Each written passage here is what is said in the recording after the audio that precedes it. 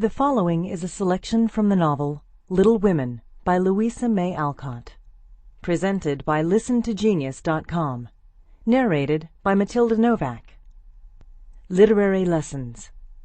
Fortune suddenly smiled upon Jo and dropped a good-luck penny in her path. Not a golden penny exactly, but I doubt if 500,000 would have given more real happiness than did the little sum that came to her in this wise. Every few weeks she would shut herself up in her room, put on her scribbling suit, and fall into a vortex, as she expressed it, writing away at her novel with all her heart and soul, for till that was finished she could find no peace. Her scribbling suit consisted of a black woolen pinafore, on which she could wipe her pen at will, and a cap of the same material, adorned with a cheerful red bow, into which she bundled her hair when the decks were cleared for action. This cap was a beacon to the inquiring eyes of her family, who during these periods kept their distance, merely popping in their heads semi-occasionally to ask with interest, "Does genius burn, Jo?"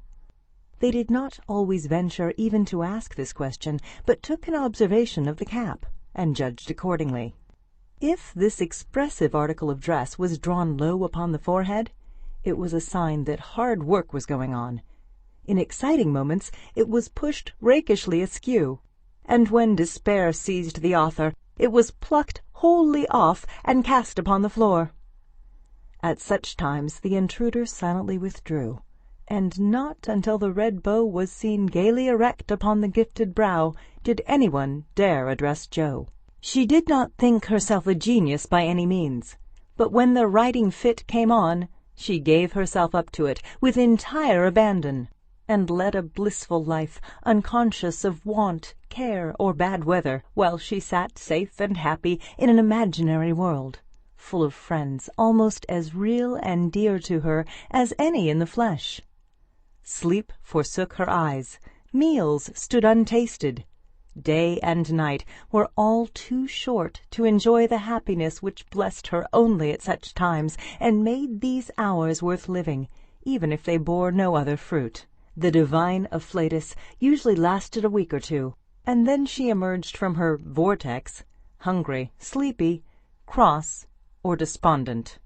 She was just recovering from one of these attacks when she was prevailed upon to escort Miss Crocker to a lecture, and in return for her virtue was rewarded with a new idea.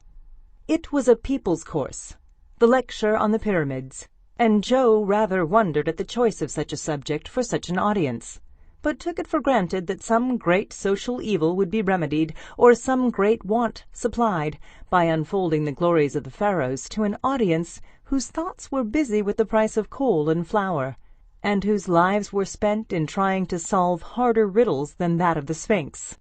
They were early, and while Miss Crocker set the heel of her stocking, Jo amused herself by examining the faces of the people who occupied the seat with them. On her left were two matrons with massive foreheads and bonnets to match, discussing women's rights and making tatting. Beyond sat a pair of humble lovers, artlessly holding each other by the hand, a sombre spinster eating peppermints out of a paper bag, and an old gentleman taking his preparatory nap behind a yellow bandana. On her right, her only neighbor was a studious-looking lad, absorbed in a newspaper.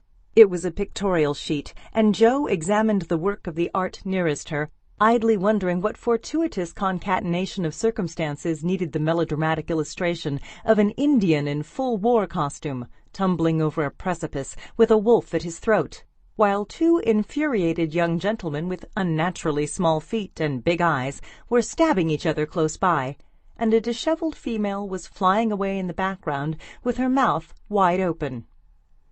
Pausing to turn a page, the lad saw her looking and, with boyish good nature, offered half his paper, saying bluntly, "Want to read it? That's a first-rate story."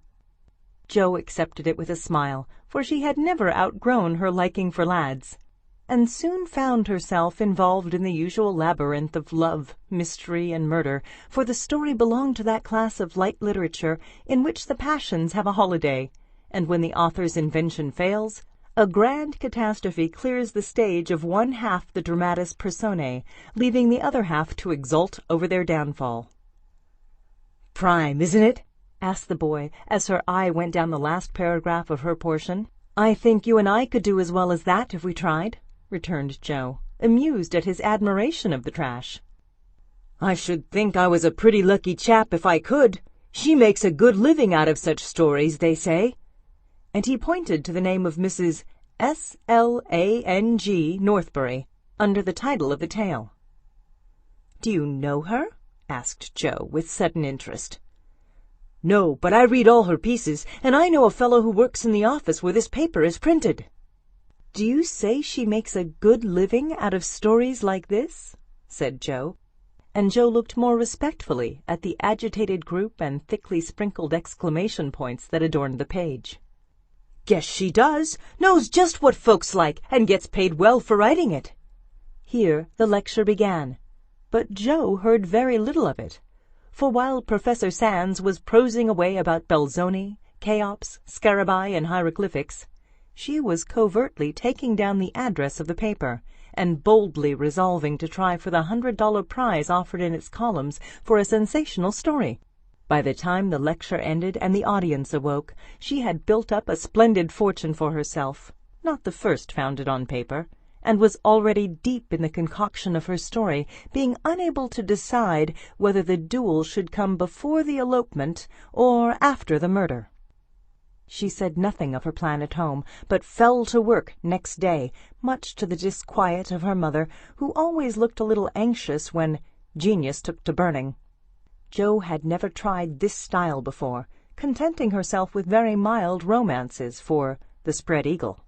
Her experience and miscellaneous reading were of service now, for they gave her some idea of dramatic effect, and supplied plot, language, and costumes.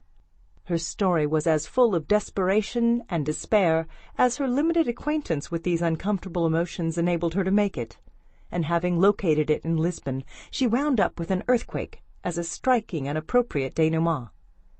The manuscript was privately dispatched, accompanied by a note, modestly saying that if the tale didn't get the prize, which the writer hardly dared expect, she would be very glad to receive any sum it might be considered worth. 6 weeks is a long time to wait, and a still longer time for a girl to keep a secret.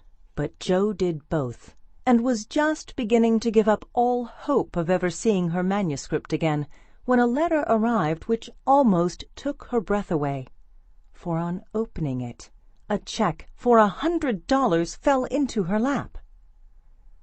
For a minute she stared at it as if it had been a snake. Then she read her letter and began to cry. If the amiable gentleman who wrote that kindly note could have known what intense happiness he was giving a fellow creature, I think he would devote his leisure hours, if he had any, to that amusement. For Joe valued the letter more than the money, because it was encouraging, and after years of effort it was so pleasant to find that she had learned to do something, though it was only to write a sensation story. A prouder young woman was seldom seen than she, when, having composed herself, she electrified the family by appearing before them with the letter in one hand, the check in the other, announcing that she had won the prize. Of course there was a great jubilee, and when the story came, everyone read and praised it, though after her father had told her that the language was good, the romance fresh and hearty, and the tragedy quite thrilling, he shook his head and said in his unworldly way, "You can do better than this, Joe. Aim at the highest, and never mind the money." "I think the money is the best part of it. What will you do with such a fortune?" asked Amy, regarding the magic slip of paper with a reverential eye. "Send Beth and Mother to the seaside for a month or 2, answered Joe promptly. To the seaside they went, after much discussion, and though Beth didn't come home as plump and rosy as could be desired, she was much better, while Mrs. March declared she felt 10 years younger. So Joe was satisfied with the investment of her prize money, and fell to work with a cheery spirit, bent on earning more of those delightful checks. She did earn several that year, and began to feel herself a power in the house, for by the magic of a pen her rubbish turned into comforts for them all. The Duke's daughter paid the butcher's bill, a phantom hand put down a new carpet, and the curse of the Coventrys proved the blessing of the Marches in the way of groceries and gowns. Wealth is certainly a most desirable thing, but poverty has its sunny side, and one of the sweet uses of adversity is the genuine satisfaction which comes from hardy work of head or hand, and to the inspiration of necessity we owe half the wise, beautiful, and useful blessings of the world. Jo enjoyed a taste of this satisfaction, and ceased to envy richer girls, taking great comfort in the knowledge that she could supply her own wants and need ask no one for a penny. Little notice was taken of her stories, but they found a market, and encouraged by this fact, she resolved to make a bold stroke for fame and fortune. Having copied her novel for the 4th time, read it to all her confidential friends, and submitted it with fear and trembling to 3 publishers, she at last disposed of it, on condition that she would cut it down 1/3 and omit all the parts which she particularly admired. Now I must either bundle it back to my tin kitchen to mold, pay for printing it myself, or chop it up to suit purchasers and get what I can for it. Fame is a very good thing to have in the house, but cash is more convenient, so I wish to take the sense of the meeting on this important subject," said Jo, calling a family council. "Don't spoil your book, my girl, for there is more in it than you know, and the idea is well worked out.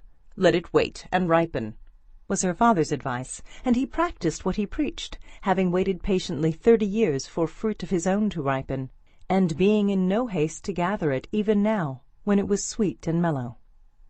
"It seems to me that Jo will profit more by taking the trial than by waiting," said Mrs. March. "Criticism is the best test of such work, for it will show her both unsuspected merits and faults, and help her to do better next time. We are too partial, but the praise and blame of outsiders will prove useful, even if she gets but little money." "Yes," said Jo, knitting her brows, "that's just it. I've been fussing over the thing so long I really don't know whether it's good, bad, or indifferent. It will be a great help to have cool, impartial persons take a look at it and tell me what they think of it." "I wouldn't leave a word out of it. You'll spoil it if you do, for the interest of the story is more in the minds than in the actions of the people, and it will be all a muddle if you don't explain as you go on," said Meg, who firmly believed that this book was the most remarkable novel ever written. "But Mr. Allen says leave out the explanations, make it brief and dramatic, and let the characters tell the story," interrupted Jo, turning to the publisher's note. "Do as he tells you. He knows what will sell and we don't. Make a good popular book, and get as much money as you can. By and by, when you've got a name, you can afford to digress and have philosophical and metaphysical people in your novels," said Amy, who took a strictly practical view of the subject. "Well," said Jo, laughing, "if my people are philosophical and metaphysical, it isn't my fault, for I know nothing about such things, except what I hear Father say sometimes. And if I've got some of his wise ideas jumbled up with my romance, so much the better for me. Now, Beth, what do you say?" "I should so like to see it printed soon," was all Beth said, and smiled in saying it. But there was an unconscious emphasis on the last word, and a wistful look in the eyes that never lost their childlike candor, which chilled Jo's heart for a minute with a foreboding fear, and decided her to make her little venture soon. So, with Spartan firmness, the young authoress laid her firstborn on the table and chopped it up as ruthlessly as any ogre. In the hope of pleasing everyone, she took everyone's advice, and like the old man and his donkey in the fable, suited nobody. Her father liked the metaphysical streak which had unconsciously got into it, so that was allowed to remain, though she had her doubts about it. Her mother thought that there was a trifle too much description. Out, therefore, it came, and with it many necessary links to the story. Meg admired the tragedy, so Jo piled up the agony to suit her, while Amy objected to the fun, and, with the best intentions in life, Jo quenched the sprightly scenes which relieved the sombre character of the story. Then To complicate the ruin, she cut it down 1/3 and confidently sent the poor little romance, like a picked robin, out into the big, busy world to try its fate. Well, it was printed, and she got $300 for it. Likewise, plenty of praise and blame, both so much greater than she expected that she was thrown into a state of bewilderment from which it took her some time to recover. "You said, Mother, that criticism would help me. But how can it when it's so contradictory that I don't know whether I've written a promising book or broken all the 10 Commandments?" cried poor Jo, turning over a heap of notices, the perusal of which filled her with pride and joy one minute, wrath and dismay the next. "This man says, 'An exquisite book, full of truth, beauty, and earnestness. All is sweet, pure, and healthy,'" continued the perplexed authoress. "The next, 'The theory of the book is bad, full of morbid fancies, spiritualistic ideas, and unnatural characters.' Now, as I had no theory of any kind, don't believe in spiritualism, and copied my characters from life, I don't see how this critic can be right. Another says, 'It's one of the best American novels which has appeared for years.' I know better than that. And the next asserts that, though it is original and written with great force and feeling, it is a dangerous book. 'Tisn't. Some make fun of it, some overpraise, and nearly all insist that I had a deep theory to expound, when I only wrote it for the pleasure and the money. I wish I'd printed the whole, or not at all, for I do hate to be so misjudged." Her family and friends administered comfort and commendation liberally. Yet it was a hard time for sensitive, high-spirited Jo, who meant so well and had apparently done so ill. But it did her good, for those whose opinion had real value gave her the criticism which is an author's best education. And when the first soreness was over, she could laugh at her poor little book, yet believe in it still, and feel herself the wiser and stronger for the buffeting she had received. "Not being a genius like Keats, it won't kill me," she said stoutly. "And I've got the joke on my side after all, for the parts that were taken straight out of real life are denounced as impossible and absurd, and the scenes that I made up out of my own silly head are pronounced charmingly natural, tender, and true. So I'll comfort myself with that, and when I'm ready I'll up again and take another." This is Matilda Novak for ListenToGenius.com. Thank you for listening. This audio program is copyrighted by Redwood Audiobooks. Permission is granted to download for personal use only, not for distribution or commercial use.